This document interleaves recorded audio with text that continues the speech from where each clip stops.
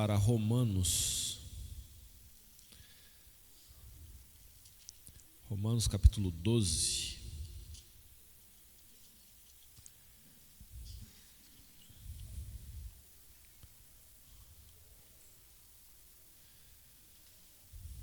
Onde faremos a leitura do verso 9 a 11. Deixe aberta em Romanos capítulo 12.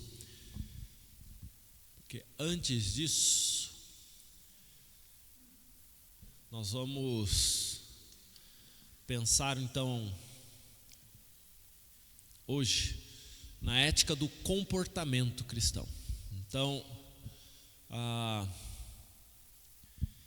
como o pastor falou já na primeira lição, né, resgatar aqui, a gente teve uma definição de ética, né? E na semana passada nós tivemos alguns princípios bíblicos para a ética cristã. Então não estamos falando de uma ética, de um conjunto de crenças relativas ao comportamento, à forma de agir como certo e errado, apenas. Não estamos falando de um conjunto de valores que determinam o bem proceder ou o mal proceder, que servem como parâmetro do certo e do errado, de forma até atemporal, né? Exemplo muito simples: matar uma pessoa, tirar a vida de alguém, de forma atemporal e até mesmo fora de qualquer circunstância territorial, em qualquer tempo, em qualquer sociedade, o simples fato de você agir para tirar a vida de alguém não é um comportamento aceitável. Aí vem a vírgula, né? Que vão ter algumas coisas que vão justificar isso, que vão permitir que eu tire a vida de alguém. Mas de modo geral a regra é, então, a ética de convivência entre seres humanos é que um não deve tirar a vida do outro. De forma bem, acho que pegar um exemplo bem claro, né? Quando a gente vai para o que nós estamos falando aqui, nós vamos ir além de uma questão ética, porque o olhar aqui tem que ser de uma ética cristã, ou seja, a reflexão do certo e errado, o conjunto de valores, princípios que fundamentam a escolha ou a determinação, a classificação do que é correto, do que não é correto, da forma como deve ser ou não ser, não é um referencial humano, mas é um referencial bíblico. Assim como nós acabamos de fazer com o Evangelho de Mateus, capítulo 5, quando Jesus ele vai para uma questão ética, na relação entre as pessoas, ele fala: vocês ouviram dizer, amarás o teu próximo, certo? Odiarás o teu inimigo. Errado. Não é assim. No reino de Deus, Jesus fala, para Deus, para se tornarem filhos de Deus, o padrão ético é diferente. A forma como você deve se relacionar, não somente com aqueles que você ama, mas com os seus inimigos, com aqueles que vos perseguem, é outra. A ética cristã, portanto, diz o quê? Se alguém te bate numa face, você dá a outra. Essa é a ética cristã. Percebe que ela é diferente de uma questão ética com princípio humano, de dar a paga do mal o seu próprio mal, na mesma medida, né? Então, quando a gente fala da ética, do comportamento cristão, nós estamos então, de forma redundante, talvez várias lições aqui elas vão parecer redundantes, mas elas vão tentar fazer com que nós entendamos o que de fato Deus espera de nós como comportamento cristão. E não apenas porque nós devemos ter uma casca, um conjunto de regrinhas de como proceder, mas que em essência o nosso coração seja moldado, transformado, para que a nossa ética, a nossa forma de olhar, julgar e classificar e agir seja baseada em outro padrão que não aquele que a gente trouxe até aqui. E isso então nos leva a Romanos capítulo 12, verso 9 a 11, que diz o seguinte: o amor seja sem hipocrisia, detestai o mal, apegando-vos ao bem, amai-vos cordialmente uns aos outros com amor fraternal, preferindo-vos em honra uns aos outros. No zelo, não sejais remissos, sede fervorosos de espírito, servindo ao Senhor. Perceba que o ponto de partida é o quê? Primeira frase do versículo 9. Diga para mim.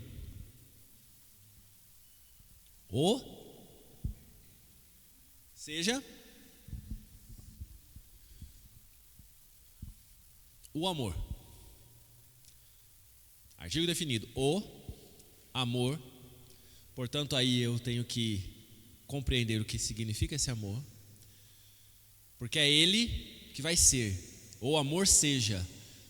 E o ser, portanto, é mais do que ter, é mais do que qualquer outra coisa. É essência. O amor seja sem hipocrisia.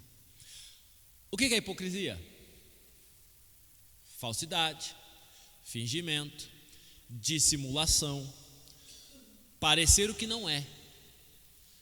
Portanto, o que Paulo está falando é que o nosso amor, a forma como nós amamos, não deve ser uma casca, não deve ser uma aparência, não deve ser algo externo apenas, não deve ser algo motivado porque alguém veio aqui, falou bonito e te orientou, deu técnicas de como você fazer. Amor a gente não aprende com coach, né? A questão aqui é, perguntinhas. Será que temos desenvolvido a vida cristã fundamentada no amor sincero, fraternal?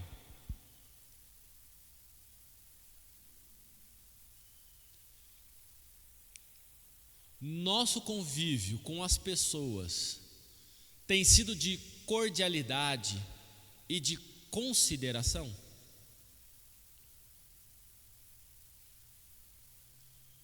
Três, temos pensado no bem-estar do próximo?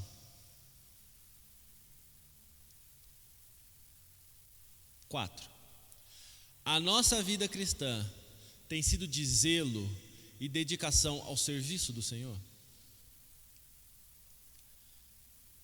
Aí você fala, mas o que tem a ver uma coisa com a outra? Porque parece que destoa, né? Estamos falando de servir ao Senhor, dedicação ao serviço do Senhor, zelo com as coisas de Deus. Mas o que isso tem a ver com amor? Tem tudo a ver. Se você não é capaz de amar ao homem que você vê, como é que você vai falar para mim, me convencer que você ama a Deus a quem você não vê?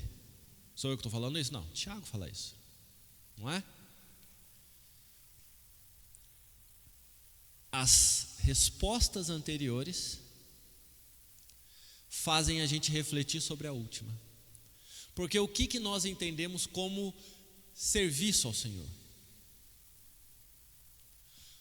Projeto Barnabé, que inclusive agora, dia 24, quinta-feira, vai ter de novo, né? Quinta-feira.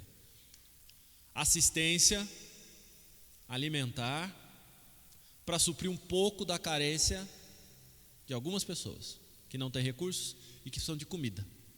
Certo? Certo. É bom? É. É correto? É.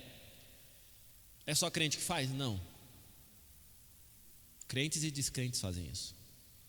Então qual que é o nosso diferencial? O que nos diferencia de um centro espírita, que também faz a mesma coisa? O que nos diferencia da cozinha municipal ou do albergue municipal, que faz a mesma coisa e que faz até mais? O que nos diferencia do poder público? Perceba que tem que ter algo em nós que nos diferencia. E o que nos diferencia, portanto, disso tudo, dos outros? A intenção do coração. O que nos move a fazer isso? É apenas assistência, caridade? É apenas o olhar para o outro como coitadinho, que carece de algo, ou ainda, nós temos bastante e nós vamos então justificar o nosso ego, falando, já que eu tenho bastante, eu vou ajudar o outro que não tem nada? Não deve ser esse o motivo pelo qual nós fazemos isso. Porque se estamos fazendo isso, estamos agindo como qualquer outra pessoa que não é servo de Deus. O nosso serviço ao Senhor, a nossa dedicação ao serviço ao Senhor, tem que ter outros parâmetros.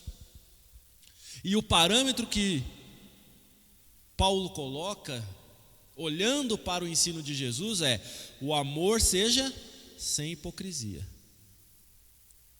Detestai o mal, apegando-vos ao bem. E aí a gente tem que olhar para essas 3 primeiras perguntas, porque hoje está difícil. E está ficando cada vez mais difícil a imagem do crente na sociedade.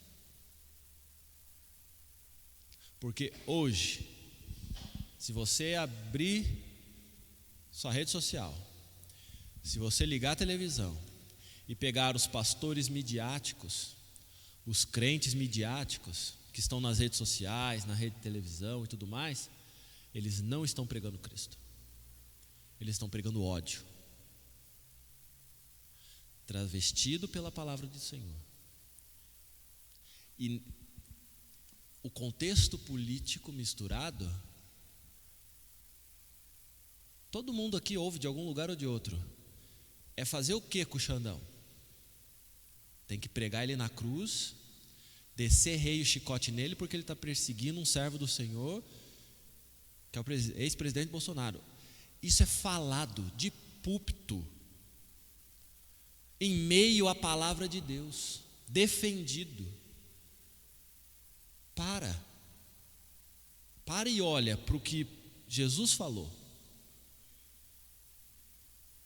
E aqui não é defender nem A nem B, mas é olhar para a palavra de Deus e fala: se todos eles são meus inimigos,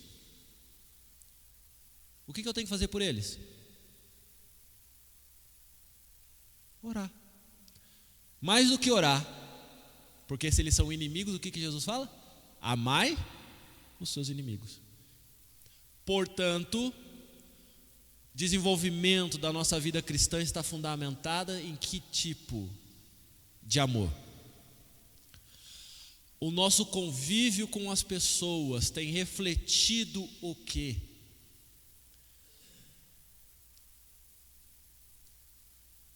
São perguntas que não vão apenas para a casca, mas vão para a essência. E aí, nós precisamos então olhar para esse amor sem hipocrisia com alguns degraus da ética do comportamento. A revista ela nos apresenta 6 degraus, que é o que a gente vai tentar desenvolver hoje. O primeiro deles: detestai o mal. Não é algo que foi tirado do acaso. Paulo, em consequência do fato dele afirmar o amor seja sem hipocrisia, sem fingimento, que não é apenas uma aparência, o dar um sorriso, fazer algo externamente, ele completa o parágrafo dizendo: detestai o mal. Detestai o mal. Se tem algo que você deve detestar, que você deve ter ojeriza, que você deve querer longe de você, que deve dar repulsa ao crente, é o quê? É o mal. Nós devemos detestar o mal. Se é algo que nós devemos odiar, é o mal. De modo muito simples, porque Deus é o quê? Deus é bom. Se Deus é o parâmetro do bom, tudo aquilo que não é Deus é mal. Se Deus dá o parâmetro do que é correto, tudo aquilo que não é de Deus não é correto. Portanto, só tem 2 opções: Ou nós olhamos para Deus, aprendemos de Deus e refletimos o amor de Deus, a forma como Deus quer que nós sejamos, ou nós estamos dando as costas para Deus e estamos nos aproximando do mal. É bem mal, não tem meio termo. Paulo usa a palavra fingir várias vezes. E aí vamos para alguns textos. Fugir, não fingir. 1 Coríntios 6,18. Alguém abra, por favor, em 1 Coríntios 6,18. Outro irmão ou irmã em 1 Coríntios 10,14 e outro em 1 Timóteo 6,11. 1 Coríntios 6,18, 1 Coríntios 10,14 e 1 Timóteo 6,11. 1 Coríntios 6,18. Quem achou pode ler.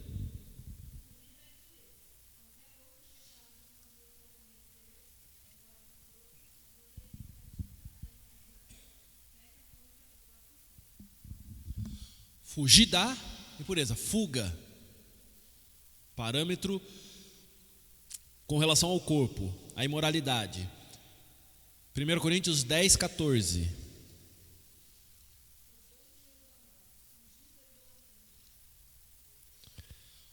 Fuga do quê? Daquilo que pode ser o seu Deus do coração, da idolatria. 1 Timóteo 6, 11.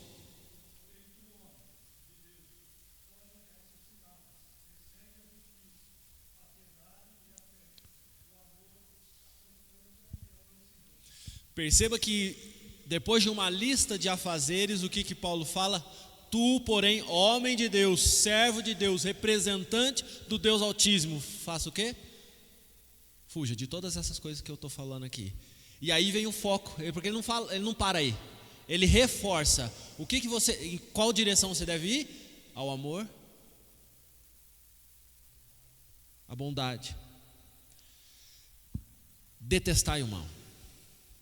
Quando nós ouvimos, sentirmos cheiro, olharmos para o mal, a gente tem que detestar ele. Não importa de onde ele venha, até mesmo do nosso coração. A principal fonte, talvez, do mal, que pode nos trazer maior dano, nosso próprio mal. Não é apenas uma questão de olhar para o outro, mas olhar para nós mesmos, para o nosso coração. Se tem alguém que é capaz de produzir mal, sou eu. Eu sou capaz de produzir mal ao outro e a mim mesmo. Eu sou capaz tenho potencial de destruir o outro e a mim mesmo. Pelas minhas vontades, pelas minhas paixões. Se eu me entrego ao que eu sou de verdade, eu vou expressar para mim e para os outros o mal. Não aceito isso? Bom, então você não aceita a condição humana, que é o quê? De pecado. Nascemos de novo. Por quê? Porque nós morremos para os nossos delitos e pecados. Se não há um marco de mudança, é porque então não tinha necessidade de mudança. Percebe? Negar a existência do mal no ser humano, deixar de reconhecer o mal em si, é um ponto já que começa a desviar a forma como a gente vai olhar o outro. Porque se eu me olho como alguém bom, o que o outro vai ser? Se o parâmetro sou eu, percebe? Agora, quando o parâmetro é Deus, está todo mundo na mesma vala, está todo mundo na mesma condição. Detestai o mal. Pouco importa quem esteja à frente com a atitude, com a ação. Se eu olho e aquilo tem cheiro de mal, se parece com o mal, tem gosto de mal, é porque é mal. Pouco importa de quem seja, servo de Deus ou não, fazendo uso disso. E eu tenho que detestar, não a pessoa, mas o ato. Paulo ele continua: detestai o mal, voltando lá para Romanos capítulo 12, verso 9, apegando-vos ao bem. Parece óbvio, mas há uma reafirmação do fato de que nós devemos nos apegar ao bem. E aí é o contraponto do detestar com o apegar. Se o detestar é repelir, é odiar, é querer longe, é ter repulsa por, o apegar é exatamente no sentido de trazer, abraçar, de buscar, de tomar para si. Colossenses 3, 8 a 9 diz: agora, porém, despojai-vos igualmente de tudo isto: ira, indignação, maldade, maledicência, linguagem obscena do vosso falar. Não mentais uns aos outros, uma vez que vos despistes do velho homem.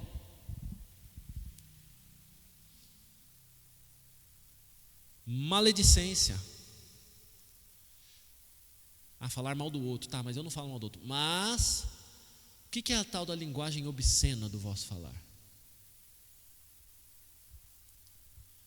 A obscenidade, o que é obsceno, né? Tem até, me lembro do Jô Soares falando, né? Numa das entrevistas, ele falou mais de umas vezes, mas ele falava assim: mas o que é palavrão, né? Porque para uma cultura uma palavra pode ser palavrão, coisa feia, para outra não, né? É lógico que ele está numa perspectiva de relativizar qualquer coisa, porque tudo pode ser dito a partir do contexto e está tudo tranquilo. Então o que você acha que é palavrão não é palavrão, então a lógica dele é essa, e como de muitas pessoas. A nossa lógica não é de relatividade. Portanto, vamos voltar. O que é obsceno? O que não deve fazer parte do nosso linguajar? O que eu não devo reproduzir, falar perto da criança para que ela não aprenda? Dentre várias palavras, a Milena agora ela está prestando muita atenção e às vezes ela pega algumas palavras que nem são tão obscenas assim. Eu vou pegar a última de ontem, né? Ontem à noite em casa, que ela falou, questionou droga. Mas que droga? A gente fala, que droga, droga. E o que ela fez? Repreendeu. Por quê? Porque droga não é uma palavra bonita. Droga não é uma palavra correta. Droga não é uma palavra que deve fazer parte do vocabulário. E eu nem lembro se eu ou a Alane chegamos a de fato falar de forma tão incisiva que droga era uma palavra feia. Mas ela entende o contexto. Percebe? Ela entende que esta palavra droga não é apenas relacionada a coisa ruim, mas que da forma como nós falamos, no contexto do que está sendo falado, é para eu não usar um palavrão, eu vou falar a palavra droga. O que interessa aqui não é a palavra, mas é o coração. Percebe? Então, quando nós estamos falando de detestar o mal, quando Paulo fala aqui do fugir disso, do despojar do velho homem, não é que eu vou agora virar crente e vou parar de falar a palavra. Não, você vai transformar a forma de você se comunicar com as pessoas. Porque a forma como você vai comunicar, ela tem que expressar o que tem dentro do seu coração. Então o que você falava, não fale mais. Independente de que palavra seja. Porque agora tudo tem que ser ressignificado, transformado a partir da palavra. Apegai-vos, revesti-vos, pois, como eleitos de Deus, santos e amados, de ternos afetos de misericórdia, de bondade, de humildade, de mansidão, de longanimidade. Continuação do texto de Colossenses 3,12. Portanto, se eu devo me afastar, me despojar do velho homem, eu devo me revestir, me transformar com outra coisa. Detestai o mal, apegai-vos ao bem. E aí eu vou ser categórico aqui, que eu, olhando para mim mesmo, porque posso apontar o dedo para o outro, mas olhando para mim mesmo.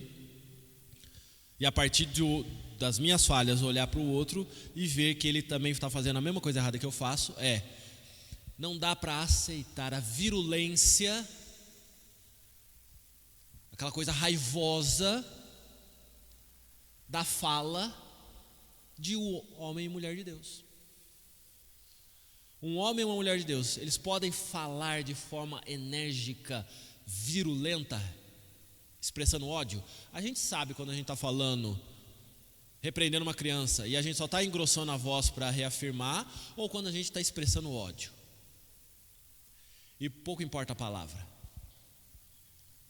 Muitos líderes, muitas pessoas hoje, debaixo da roupa cristã, debaixo da investidura de um título, estão na sociedade, nas igrejas, nas redes sociais, falando de Deus, falando de verdades escritas na palavra de Deus, mas de uma forma totalmente superficial e errada, e que não refletem de fato a verdade e a palavra de Deus. É a casca, mas a essência do coração é outra. E nós devemos estar atentos. Perceba que não é uma questão aqui, eu não estou falando da gente ficar olhando os outros e falar, esse daí é pastor de Satanás. Não, a questão é nós olharmos para isso e falar, eu não posso aceitar isso. Isto não é palavra de Deus. Isto não é ser. Esse não é um comportamento pelo qual eu devo me guiar, tomar como exemplo. E quando alguém vem e fala para mim, você é de tal igreja, fulano de tal. Não, peraí. Ele não me representa. Por quê? Porque ele não tem o valor de Deus. E veja que isso não é para condenar o outro, para xingar o outro. Não, é uma oportunidade de você falar do que de fato é a palavra de Deus. Perceba o sentido, a ética aqui. Eu não estou combatendo o outro. Eu estou defendendo o Evangelho. Eu estou defendendo a essência do Evangelho. O que de fato é Deus. O que de fato é ser de Deus. O meu foco não é o outro, o mal do outro, mas é o bem, é o Deus a quem eu sirvo e quem eu represento. Isso nos leva ao próximo passo, que é amai-vos cordialmente uns aos outros. Verso 10. Amai-vos cordialmente uns aos outros. Vamos lá. Estamos falando amor. O que é amor?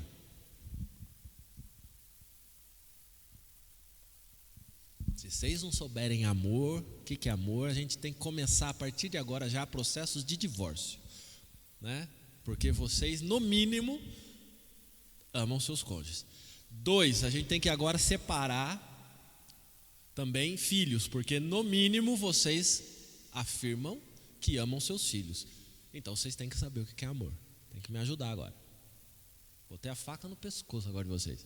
Vai lá. O que é amor? Dedicação. O que mais? Deus amou o mundo de tal maneira. Deus amou. E a gente repete esse versículo. O que quer dizer? Deus é amor. Tem nome de igreja, mas até versículo bíblico. Entrega, dedicação, incondicionalidade, abnegação. O que mais? Tem mais? Fidelidade. Quando você fala que você ama seu filho ou sua filha, isso se reflete, se expressa de que modo? Paciência, atenção, carinho, serviço, cuidado. Mas quando aquela carinha bonita se transforma, o que você tem que fazer também? Quando você ama o seu filho e aquele ser mostra algo que você fala, da onde veio isso? Né? Ele não aprendeu isso comigo? O que você tem que fazer? continuar amando. Você continua amando. E por meio desse amor, o que você faz? Você repreende, você corrige. Perceba, portanto, que a gente está tentando tatear aqui as formas de expressar o amor para entender o que significa o amor. Porque se eu não entendo o que é o amor, eu não vou entender o que é amar cordialmente uns aos outros. Eu não vou entender o que é amar o próximo como a mim mesmo. Tampouco eu vou entender o que é amar a Deus sobre todas as coisas. Ou que Deus, pelo seu amor, enviou Cristo Jesus para nos salvar. A essência do comportamento, então, cristão, está no amor. A ética cristã se baseia no amor de Deus, que é o que Jesus resume. Todo o mandamento de Deus, ou os mandamentos de Deus, em amar a Deus sobre todas as coisas e ao próximo como a ti mesmo. Portanto, dois mandamentos que se baseiam numa única ação, verbo, atitude, amar. Amai-vos, portanto, se eu não vou acrescentar nada, é no mínimo tudo que vocês falaram ao outro. Porque amar o nosso filho, Jesus já falou, isso daí vocês não estão fazendo nada de diferente. Amar o seu cônjuge, vocês não estão indo nada de diferente. Pensa naquela pessoa que é um calo na sua vida, que é uma pedra de tropeço. Pensa naquela pessoa que só de você pensar no nome dela já mexe com o seu espírito, já te incomoda, e que talvez você saiba que vai encontrar ela amanhã no trabalho ou aonde você vai, né? Então, Jesus está falando, olha para ela e age como se você estivesse agindo, amando aquelas pessoas que são seus entes queridos. Expresse por ela a mesma dedicação, o mesmo carinho, a mesma abnegação, até isso né? E também a mesma correção, mas não uma correção a fim de fazer com que ela aprenda pela dor o que ela está fazendo e como ela é, mas que ela aprenda que existe uma forma diferente de agir e que é melhor. Quando a gente vai educar os nossos filhos em amor, nós estamos esperando o quê? Nós queremos agir com que expectativa? Nós queremos reproduzir para eles algo que faça com que eles sejam melhores do que aquilo que eles estão apresentando, porque o caminho é errado e a gente quer o caminho bom, certo? As pessoas que estão à nossa frente também precisam disso. Por isso que é complicado o que Jesus está falando. Por isso que vai contra a nossa vontade. Vai de encontro, de fato. Não é ao encontro, se encontrar. Vai de encontro, é choque, é embate, né? Amai-vos cordialmente uns aos outros. O cordial aí é uma qualificação desse amor. Seja constante o amor fraternal. Não negligencieis a hospitalidade, pois alguns praticando-a sem o saber acolheram anjos. Hebreus 13, 1-2. Tem um negócio que a gente tem até conversado em conselho, né, que parece que quanto mais a gente ajuda, mais a gente leva uns tapas na cara. E ao longo do tempo, esta igreja aqui já viveu situações de ajudar pessoas e famílias que ali na frente saíram xingando essa igreja, saíram xingando os pastores, o conselho, as pessoas. E isso poderia nos fazer exatamente fechar então. Então a gente não ajuda mais ninguém. Mas aí a gente está indo contra a palavra. A gente vai lá, ajuda, E quando você fala, olha, vamos pensar num caminho diferente aqui para não precisar mais ajuda? Opa, não quero mais. Ah, vocês estão negando coisa. Ah, vocês são gente tranqueira. Ah, vocês não sei o quê. E começa a falar um monte de bobeira. Vamos tirar a experiência da igreja como um todo e vamos individualizar. Quantas vezes cada um de nós aqui já ajudou alguém? Desde aquela pessoa que bate na sua porta, você não conhece, a pessoas do seu ciclo íntimo, da sua casa, e que depois viraram as costas. Nosso amor, ele tem que ser constante. Ele vai passar por esses altos e baixos? Vai. Mas a gente tem que ter a constância desse amor fraternal, desse olhar de irmão. Mesmo que o outro não seja e se mostre não ser irmão, eu não devo negligenciar a hospitalidade. Eu não devo negar. Se eu tenho condições de fazer, eu faço. E aí vem um negócio que Jesus fala, né, no Evangelho. Se alguém te pede a capa, o que você faz? Leva a túnica inteira. Não é uma questão de você só dar o que a pessoa está pedindo, mas você abre mão até da que ela não está pedindo, mas deixa aí. Ah, então agora todo mundo que pedir qualquer coisa, fizer, eu vou deixar. Não é isso que eu estou falando. O que eu estou falando é que, de alguma forma, nós precisamos demonstrar o amor de Deus para com as pessoas, a partir das carências que elas têm, diante das possibilidades que Deus nos deu. Aí, como é que isso se dá na prática? Bom, cada caso é um caso. E quem vai te ajudar nisso não vai ser o Paulo, vai ser o Espírito Santo. Porque você vai estar vigilante, pronto, para representar Cristo.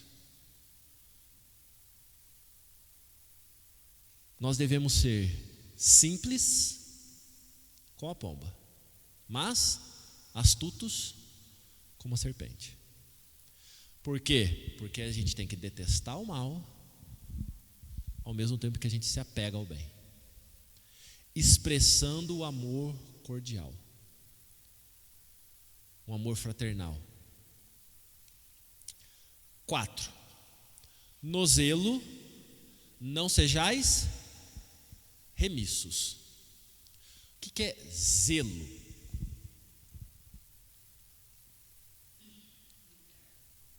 Zelo é cuidado, zeladoria, né? A zeladora ou o zelador é aquele que cuida, faz com que as coisas continuem protegidas, guardadas ou prontas para o seu devido uso, sua finalidade. Certo? Certo. No zelo, então, no cuidado, não sejais remissos. Como assim? O que Paulo quer dizer com isso?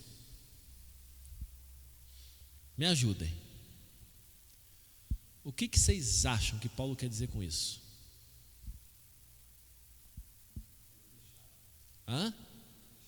Desleixado? O que mais? Romanos 12. No zelo não sejais remissos. Hesitantes. O que mais? Tem mais? O que você acha que ele está falando? Diante desse contexto, vou ler de novo. O amor seja sem hipocrisia, detestai o mal apegando-vos ao bem, amai-vos cordialmente uns aos outros com amor fraternal, preferindo-vos em honra uns aos outros, no zelo não sejais remissos. Fazer as coisas bem feitas, sem interesse. Costuma-se dizer que o cristão pode abrasar-se, porém nunca oxidar-se. É uma frase que ele colocou na revista. Abrasar, vamos lá. Da onde que ele está tirando isso? Daquela ideia de que o braseiro, o crente, é a brasa, certo? É o carvão lá que pegou fogo e virou brasa. Tem calor lá dentro. Mas essa brasa fora do braseiro, do conjunto, ela esfria, correto? Então, o crente ele tem que se abrasar. Isso é, nós nos contaminamos um ao outro e mantemos o fogo ardente em nós na convivência. Fogo do Espírito aí, a ação de Deus, o sentido de igreja, de comunidade, de um auxiliar o outro, de um ser suporte do outro, de que quando o outro está lá apagando, a gente vai lá e dá calor para ele continuar quente. Porque se ele está fora do braseiro, ele vai estar suscetível a se esfriar sozinho. Então, o cristão ele tem que se abrasar, porém não se oxidar. E aí vamos pensar no que é a oxidação, né? Ferro exposto à chuva vira, e a ferrugem é boa? Quando você pega um pedaço de ferro enferrujado, você vai poder usar ele? A ferrugem ela está fazendo o quê? Enfraquecendo, corroendo o ferro, correto? O oxidar aí, portanto, eu estou usando o exemplo do ferro, que é o mais oxidação no corpo humano, né? Aí você tem os alimentos que oxidam, né, o corpo, que degradam o corpo. E a palavra vem do oxigênio mesmo, porque o oxigênio a gente respira ele, mas ele pode destruir, né? E é só você pensar, tratamento com ozônio é para você queimar, o ozônio ele queima. Então, ó, numa molécula você coloca um oxigênio a mais lá, ao invés da gente respirar e ser bom, ele vai lá e queima. O ozônio tem essa capacidade. Oxidação, exatamente isso, de destruir, desfigurar. O crente ele pode e deve se abrasar, mas ele não deve se oxidar, se contaminar. O zelo aqui e ser remisso, ele vai num sentido de que eu lembro de um texto que Jesus ele fala, ele combate na verdade os hipócritas, fariseus, saduceus, num contexto financeiro, onde alguns falam assim: nós não podemos ajudar, não podemos dar dízimo, porque como é que é o termo que é utilizado lá? Que esse dinheiro é para ajudar a família, corbã, né? A gente não pode ajudar o outro porque é corbã, é dinheiro reservado para outra finalidade. Desculpa esfarrapada. Basicamente o que Jesus está falando assim: olha, vocês estão dando desculpa esfarrapada para não fazer o que vocês têm que fazer. Em muitas medidas, nós, no convívio, pelo zelo, nós vamos abrir mão de algumas coisas. Outro exemplo, Paulo, doutor da lei, no zelo da palavra, o que ele fez? Ainda como Saulo, ele fez o quê? Pelo zelo a Deus e a palavra, ele perseguiu, matou aqueles que seguiam a Cristo. No zelo, não sejais remissos.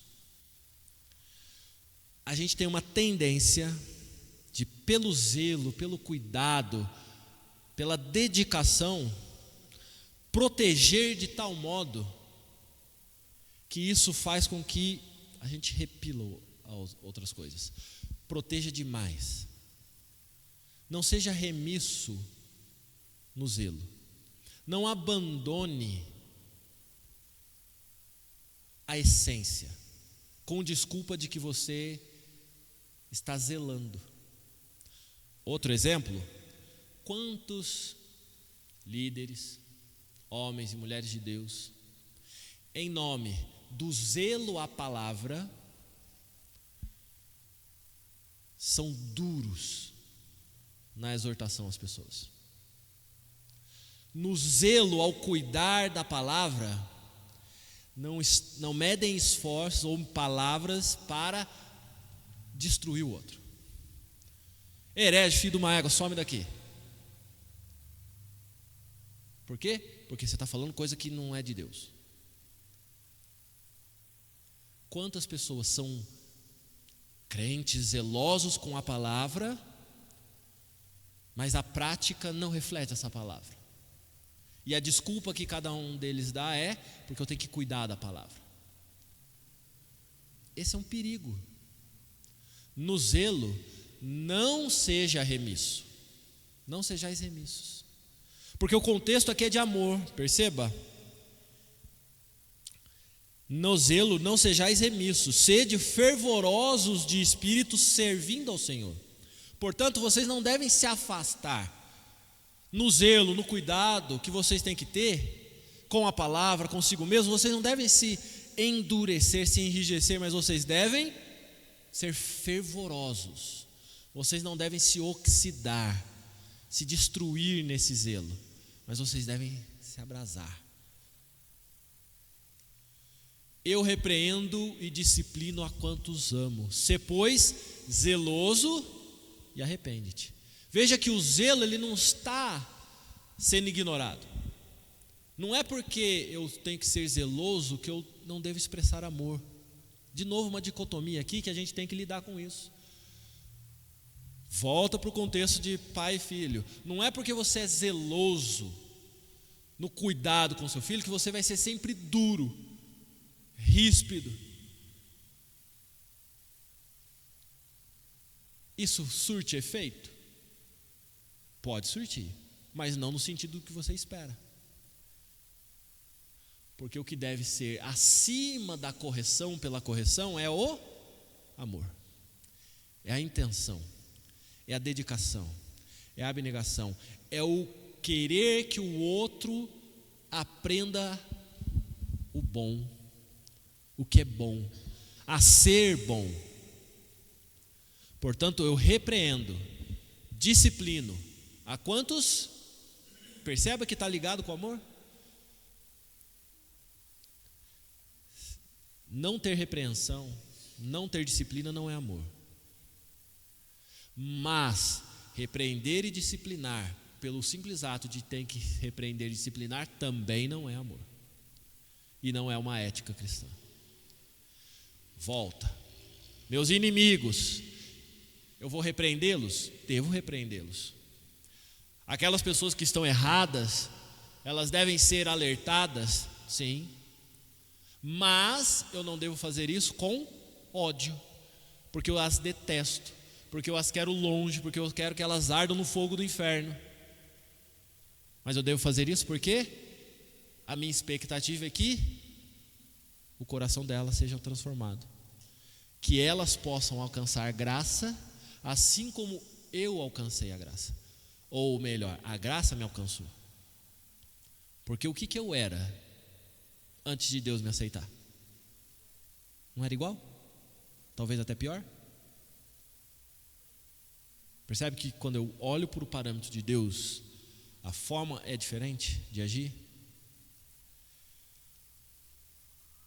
Sede fervorosos no Espírito. E a gente até adiantou um pouco disso já, que de novo, vamos fazer um parênteses aqui, né? Porque hoje o contexto, há muito tempo já, né? O fervoroso aqui, né? Tem até uma música, né? Sapatinho de fogo, reteté de Jeová, né? Não é aquela coisa de um jeito transcendente, uma coisa de ficar rodando que nem peão. O fervoroso aqui não é você falar em línguas, o fervoroso aqui, o fogo do Espírito, não é um negócio mágico, não é uma coisa de ficar sentindo coisa diferente.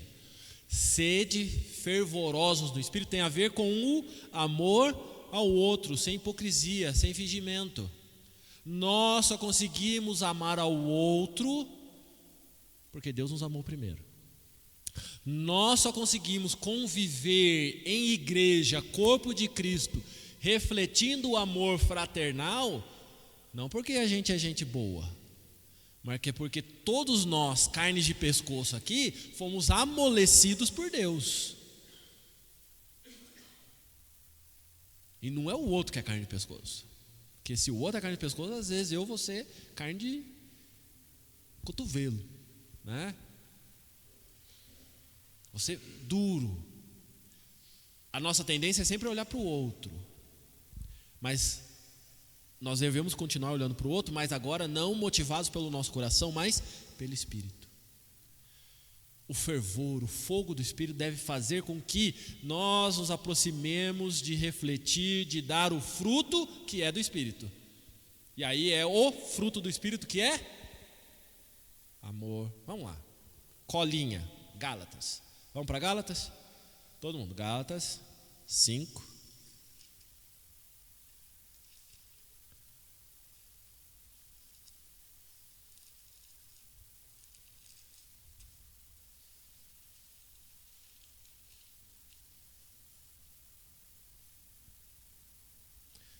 Gálatas 5, 22 e 23. Vou começar a igreja toda de continuidade. Mas o fruto do Espírito é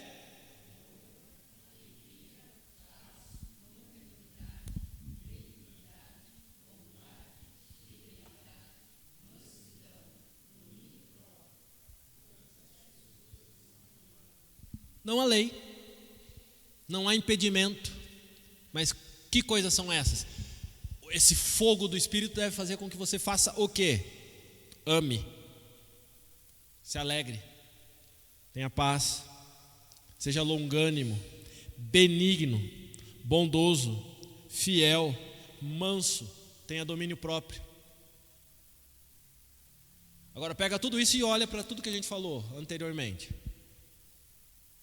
Pega tudo isso e olha se tem como você amar sozinho?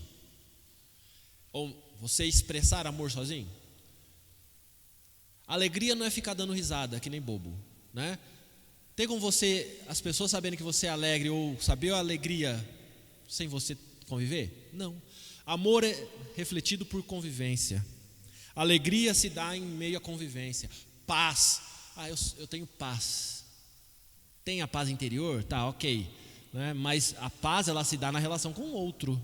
Como é que eu posso falar que eu estou em paz com o outro? Paz não é ausência de guerra. Jesus já falou. Mas o que é paz então? Ou como é que as pessoas vão conhecer a paz de espírito?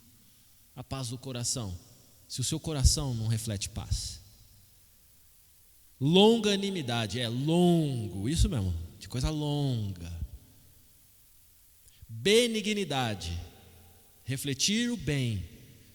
Bondade, fidelidade, mansidão.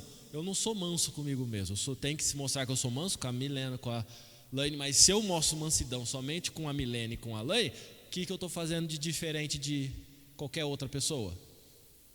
Eu tenho que mostrar mansidão onde? Lá no meu trabalho, com os meus alunos. Tem que mostrar mansidão nas mensagens atravessadas que vem no WhatsApp. Eu tenho que mostrar mansidão. Veja, a mansidão eu só vou me mostrar manso quando vem alguma coisa que provoca ira. E aí eu vou ser manso. Quando vem alguma coisa e o instinto mexe, eu controlo. Por isso vem domínio próprio. O fruto do Espírito não é algo que a gente manifesta sozinho. A gente manifesta o fruto do Espírito em convivência.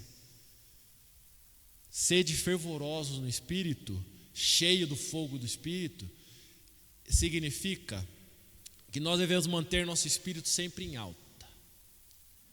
Espírito fervoroso é espírito que transborda em amor por Deus e pelo próximo. Ilustra-se esse fervor como uma vasilha de água fervendo no fogo. Certo? Está lá fervendo, borbulhando.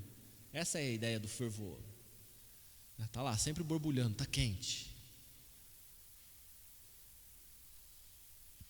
Isso só se dá à medida que eu fico fechado?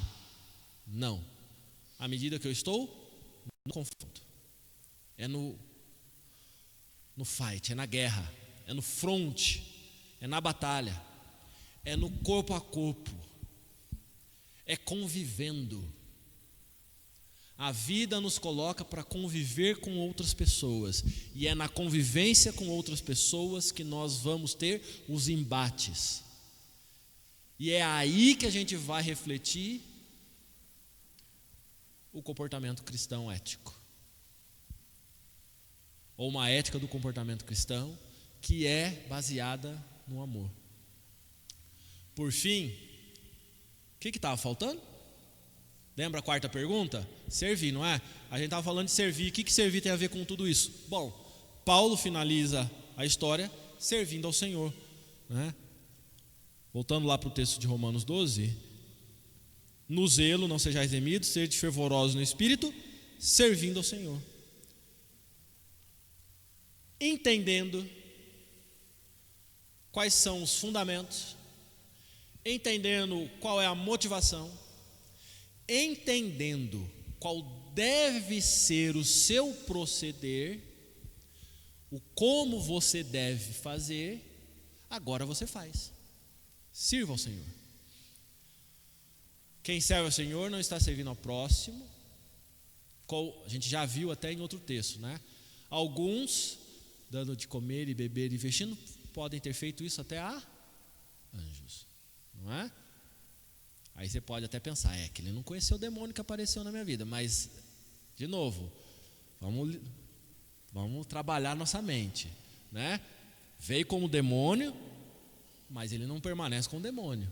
Eu tenho que lidar com essa pessoa assim como Cristo nos ensina.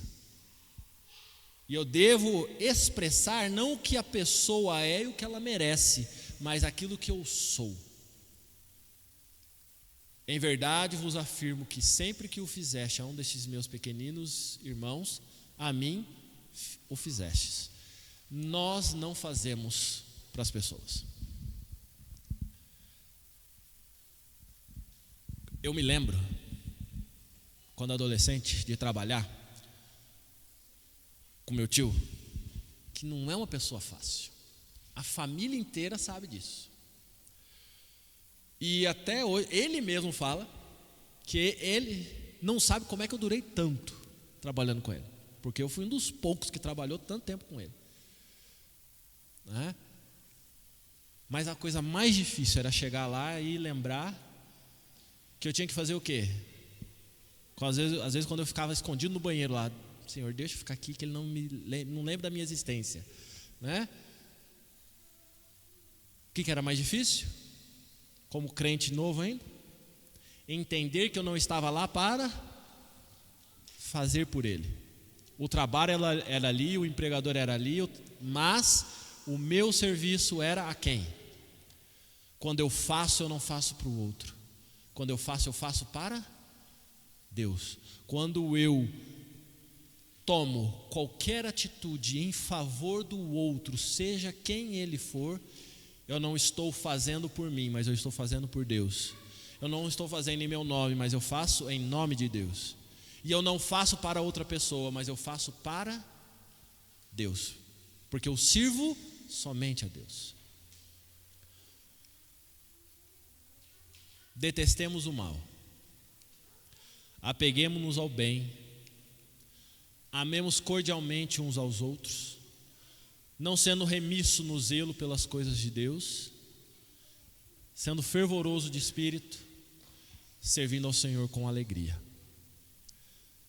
Essa é a escadinha que a gente tem que subir no comportamento ético que nós devemos ter como cristãos. Para o texto de hoje, já que as crianças já chegaram, Filipenses 1, 9 e 10.